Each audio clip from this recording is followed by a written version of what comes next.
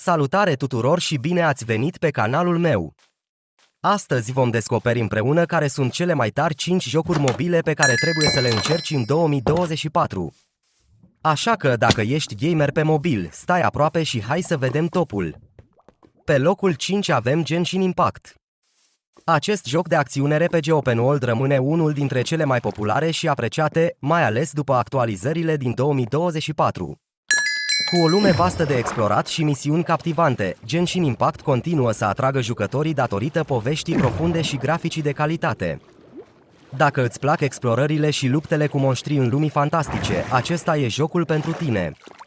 Următorul pe lista noastră este Brawl Stars. Acesta rămâne unul dintre cele mai distractive jocuri multiplayer rapide, iar în 2024 aduce noi brawlers și hărți.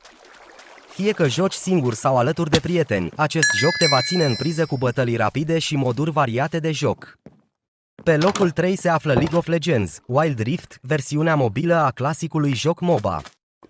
Dacă îți place să te implici în lupte strategice și să-ți conduci echipa spre victorie, Wild Rift este alegerea ideală.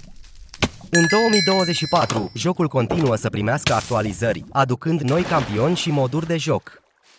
Pe locul 2 avem Call of Duty Mobile, un joc perfect pentru fanii FPS-urilor.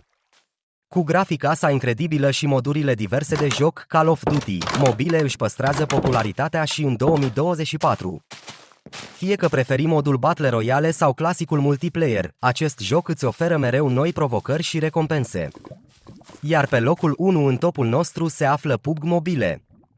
Acest joc continuă să fie cel mai popular Battle Royale pe mobil, iar în 2024 a primit o serie de îmbunătățiri. Noi hărți, arme și moduri de joc fac din PUBG Mobile un must-play pentru orice gamer mobil. Dacă vrei să fii ultimul supraviețuitor, PUBG Mobile îți oferă toate oportunitățile. Cam tot e astăzi, like și subscribe, pa!